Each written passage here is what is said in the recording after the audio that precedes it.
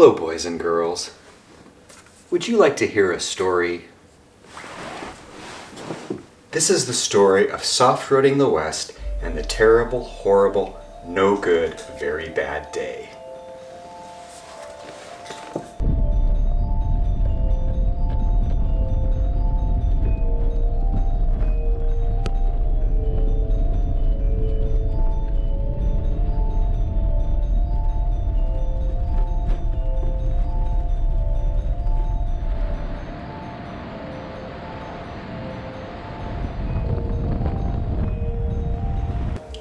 We didn't think too much of it when our very first turn-off pavement on the route I had planned out was somewhat ambiguously marked as private land.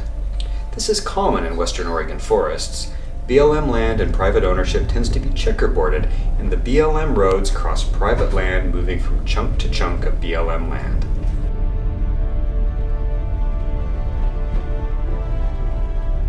We got a little nervous when we stumbled right into an active logging operation, with a crew actually on site. But we rolled on without intervention and felt like, okay, we're good. It should all get easier from here. With that challenge surmounted, with that little sigh of relief, optimism was high. The last thing we expected was for it to turn into a terrible, horrible, no good, very bad day. We were driving on a BLM road well within BLM land when an oncoming truck swung very deliberately across the road, blocking our path. That's not usually what you want to see up in the middle of nowhere. Not to worry, he was part of a BLM crew that was doing some roadside tree clearing. The road was blocked up around the bend.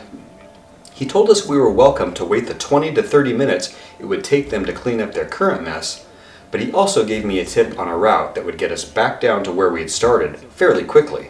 As I often do, I had planned multiple possible routes, so that wouldn't be the end of the world, and we decided to just buzz back down to the highway and poke up into the wilderness via a different road. At this point, I was not thrilled with how the morning was going, but it still didn't seem like it would end up becoming a terrible, horrible, no good, very bad day.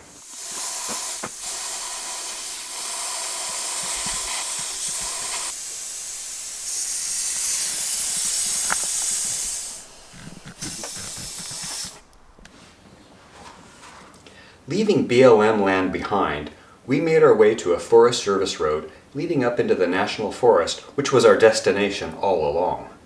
It was a lovely day, cold but sunny.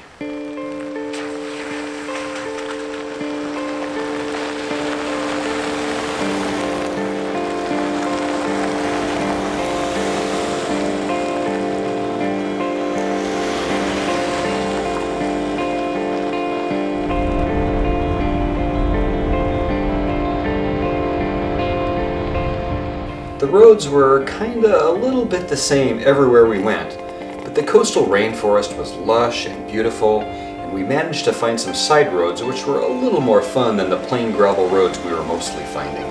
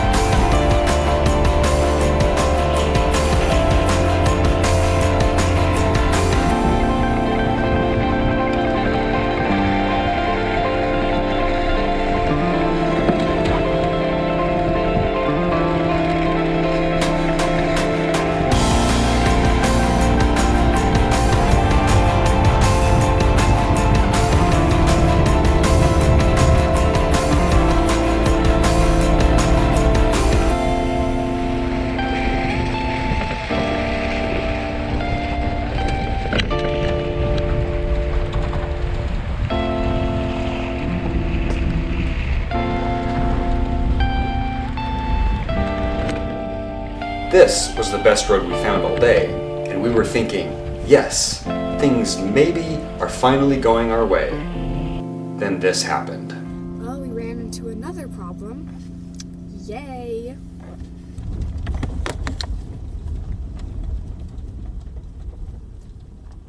That's a fat L right there.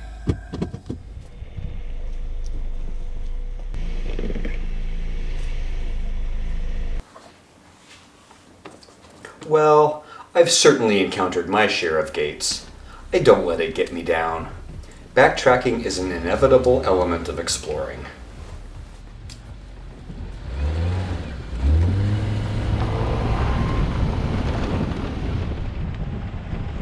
Shawn took the opportunity to put his GoPro on the back of his car and film us for a bit. Only at some point I realized, hey, where is Shawn's GoPro? Was he putting his GoPro on? I don't see it. Or maybe he's taking it off. I thought you turned it off. Didn't you see? Wasn't he putting it on his car? Yeah. But I don't see it. It was no longer up on his spoiler where he had mounted it. So I radioed up to him. We've been, for the past couple of... Oh, I just put it, it's right back down that way somewhere. Like right where I just stopped. Right, it's between there and here, yeah. Yeah. Shawn did find his GoPro. We wouldn't all be so lucky on what was starting to look like maybe it would be a terrible, horrible, no good, very bad day.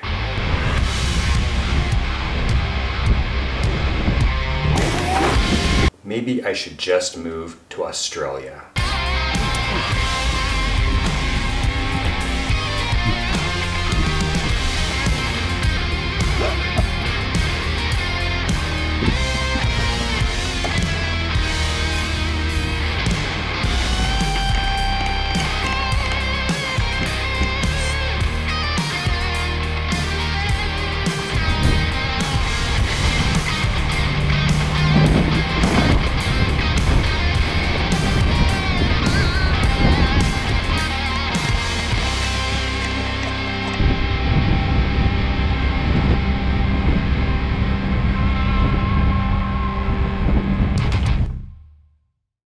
We went on to explore nearly every road we could find, which turned out to be mile after endless mile of unremarkable gravel road through the forest.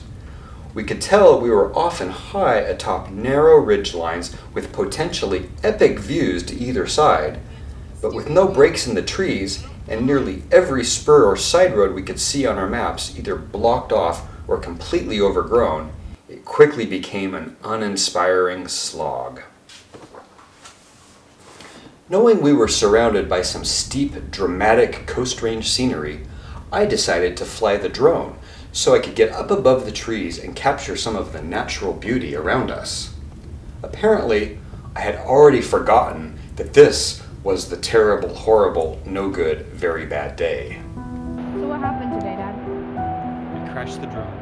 Where is it now? It's about 200 feet up in a fir tree 30 miles from here. What went wrong? The battery was a little low. I still had 3 minutes left on the battery, and I was trying to bring it down. I was bringing it straight down, and the automatic return to home feature engaged.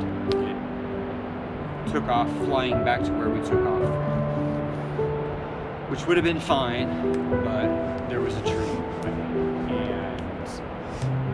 it was out of my control at that point. It was flying on its own. It ran right into the top of a tree and started tumbling down, and then it got snagged in a branch a good 200 feet up in the air. And that's where it is now. Maybe there's a way to abort the return to home so that I could just continue bringing it down. I was in the process of trying to land it. I knew the battery was low, and I was in the process of trying to land it, and it decided, nope, not enough battery, and it took control of the drone and it headed back to where we took off from.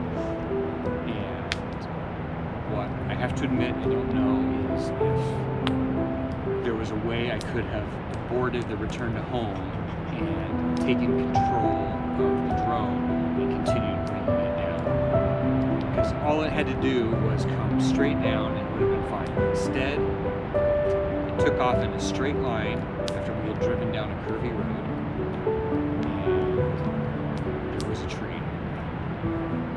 And that's where my drone is, up in a tree in Viaiar National Forest. Did I mention that it was kinda, sorta, a terrible, horrible, no good, very bad day? The DJI software on my iPad records low-res backup copies of the videos I shoot with the drone. So even in case of a loss where I can't recover the memory card, I would at least have something for you to look at. But that would be too good for this terrible, horrible, no good, very bad day. Turns out, the app's cache was full, and it was no longer recording backup footage. So I have backups of my practice flights in parks around Eugene, but I can't even show you what I shot up in the mountains that day, or the crash footage.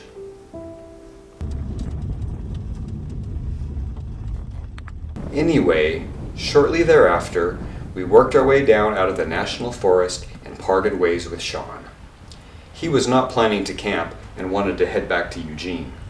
Lucie and I had a route planned following a small river where I was sure to find many nice campsites.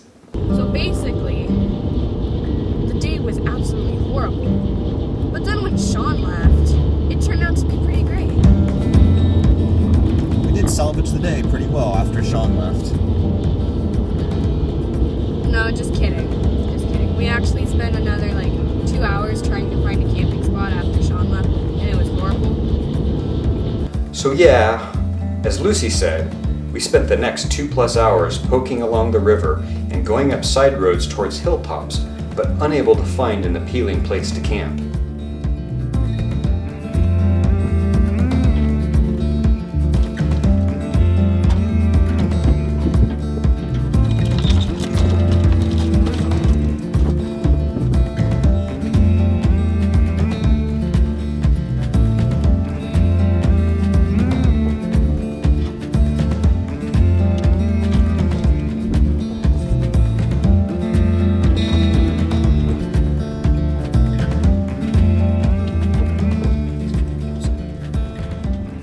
We found ugly spots that were just exposed gravel pull-offs by the side of the road, and we found beautiful spots with views, which turned out to be on private land.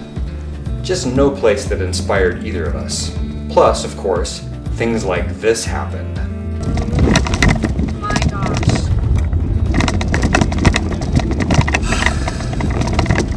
No, I think that's number 5 now.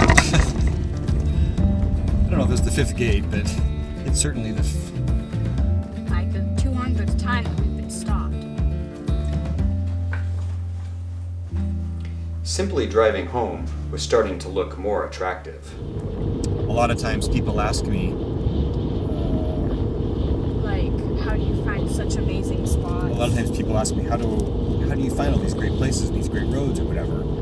And the thing is, I find them by doing just what we did, by picking an area and going to explore.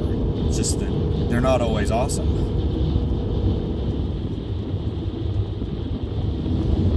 Well, we've had about enough of that. Hours and hours of poking around in that national forest and on BLM land, following rivers and creeks, going up to mountain peaks. Nothing, just nothing. So we're heading out of the national forest. We're headed back to civilization. We have to gas the car back up and try and find someplace to camp on the coast. We have been sitting for over 9 hours, yet it's exhausting.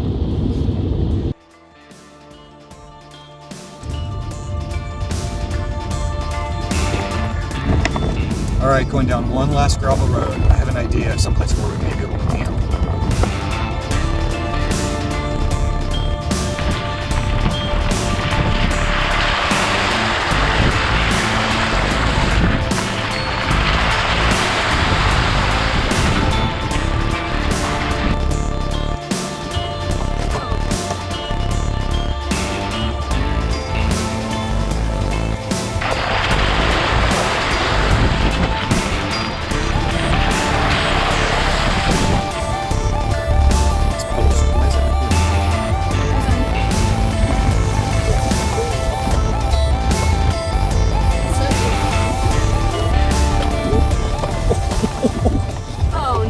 is an actual creek crossing.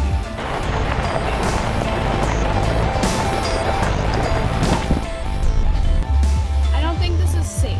Oh boy. Oh boy, oh boy, oh boy, oh boy, oh boy, oh boy. It's a creek crossing and we are not sure if we can get through it.